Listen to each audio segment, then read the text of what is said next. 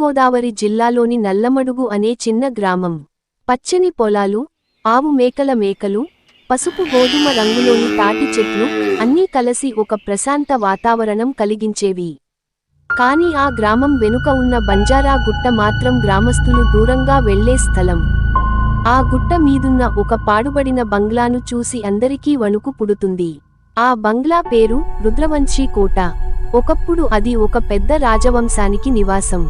కాని 100 ఏళ్ల క్రితం అక్కడ జరిగిన భయానక సంఘటనల తర్వాత ఎవరూ ఆ కోట దగ్గరికి కూడా వెళ్లడానికి ధైర్యం చేయలేదు.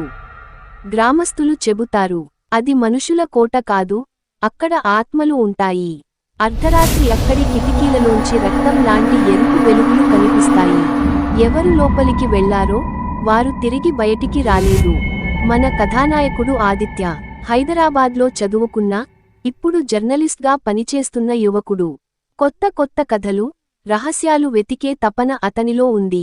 ఒకరోజు అతనికి నల్లమడుగు గ్రామంలోని రుద్రవంశీ కోట గురించి వినిపించింది.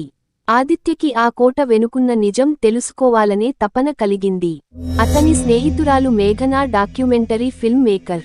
ఆమె కూడా రహస్య విషయాలపై ఆసక్తి చూపేది. ఇద్దరూ నిర్ణయించుకున్నారు, ఈ దసరా రాత్రి మనం రుద్రవంశీ కోటలోకి వెళ్తాం. నిజం బయటపెడదాం. అక్టోబర్ నెల. గాలిలో ఒక విచిత్రమైన చల్లదనం. ఆకాశంలో పౌర్ణమి చంద్రుడు. ఆదిత్య, మేఘన నల్లమడుగుకి చేరుకున్నారు. గ్రామంలోకి రాగానే పెద్దలు వారిని హెచ్చరించారు. బాబోయ్, ఆ బంగ్లా దగ్గరికి కూడా వెళ్ళొద్దు. ఎవరైనా వెళ్ళిన వాళ్ళు తిరిగి రావడం లేదు. నిన్న రాత్రే మేకలను కాపాడుతూ ఒక కుర్రాడు దగ్గరికి వెళ్లాడు.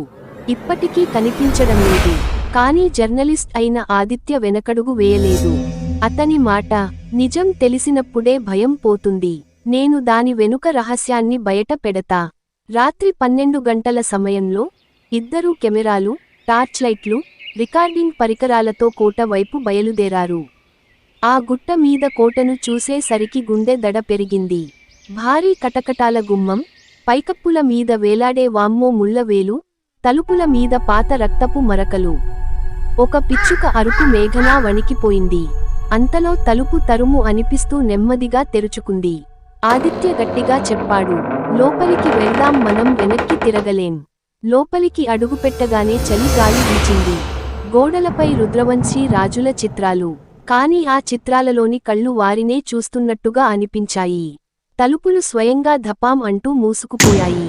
మేఘనా గుండె దడ తోడుకొని అడిగింది, ఆదిత్య, మనం ఇక్కడ చిక్కుకుపోయామా? అప్పుడే ఒక భయంకర కేక కోటలో ప్రతిధ్వనించింది.